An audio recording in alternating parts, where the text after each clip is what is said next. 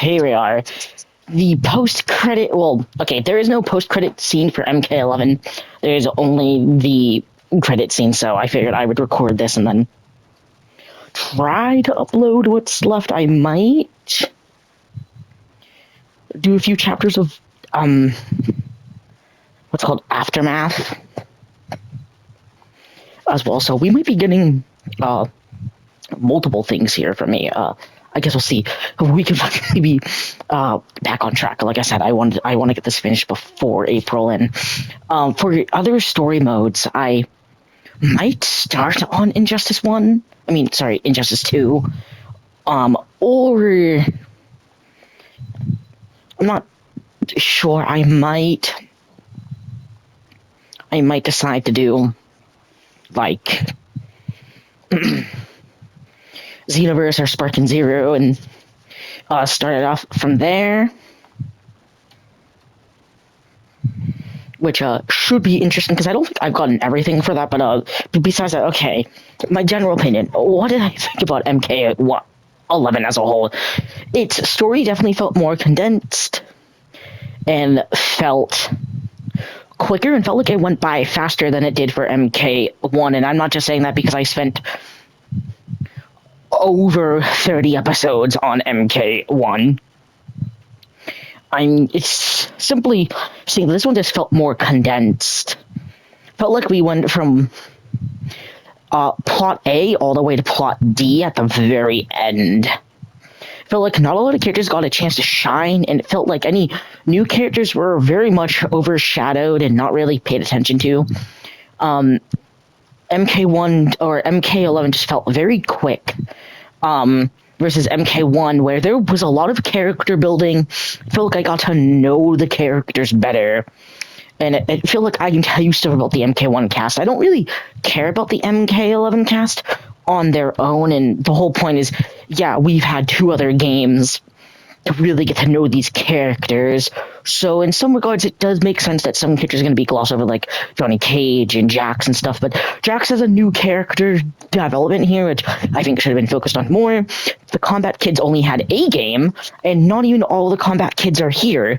The only Combat Kids that are in this game are Cassie Cage and Jackie.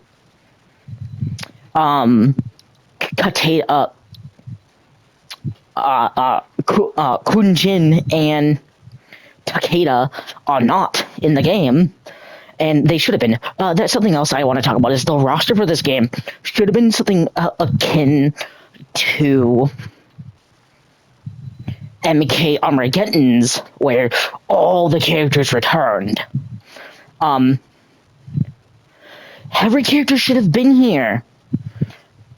There are noticeable some differences here. Number 1, Reptile. Reptile was one of the biggest minions of Shao Kahn, and if we have Baraka, we should have Reptile. Reptile should have been playable here.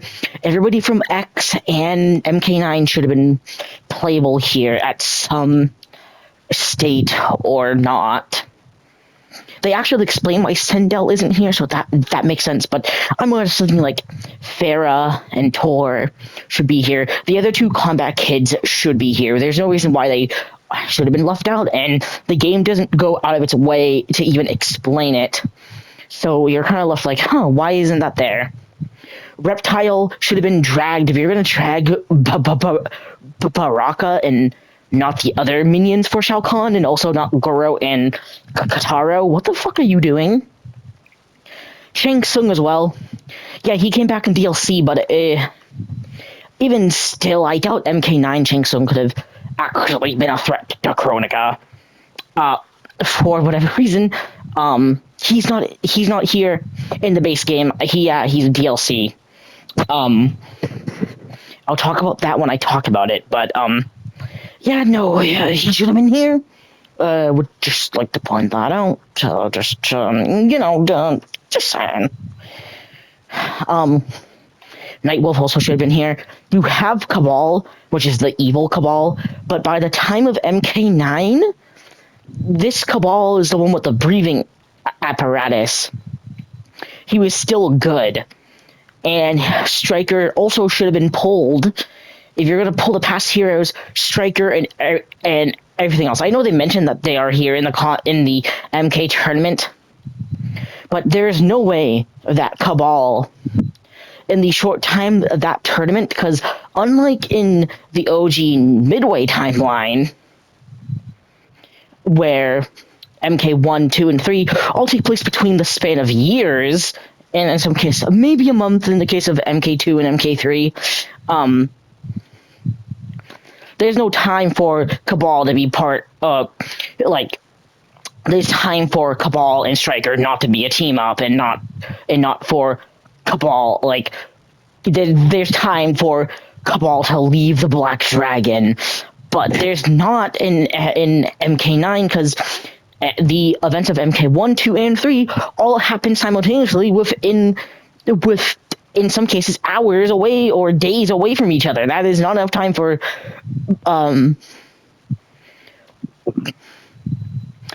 Cabal and Striker to, one, form a friendship, because they do have a friendship, and for him to be part of the New York police. I'm sorry, that's just not the way it works.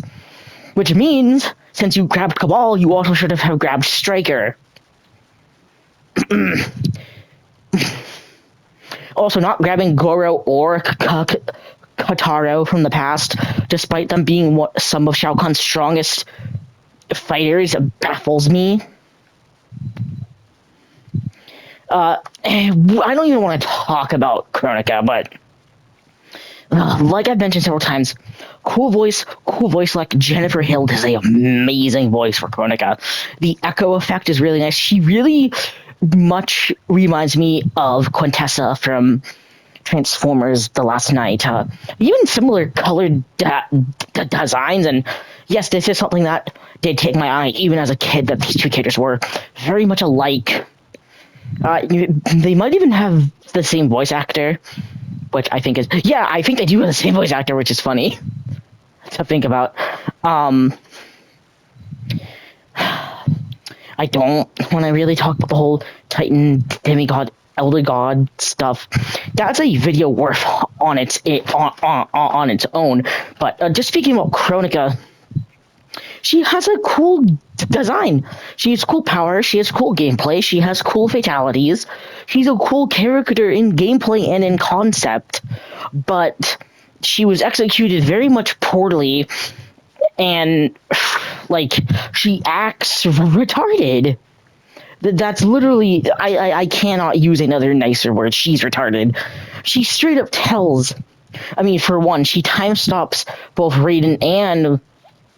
she doesn't time stop Raiden at some point, but she does, at least from what I remember, but she does do it to Kun Lao and Liu Kang to save Geras, and the whole point is she then mentions to Raiden in chapter 11,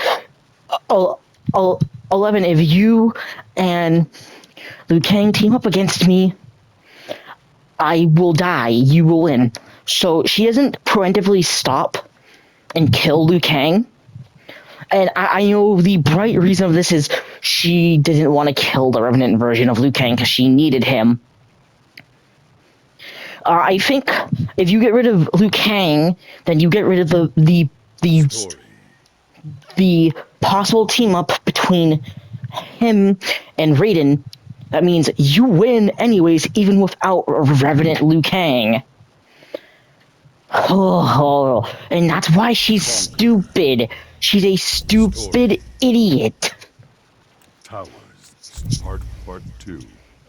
Aftermath. She's a actual idiot.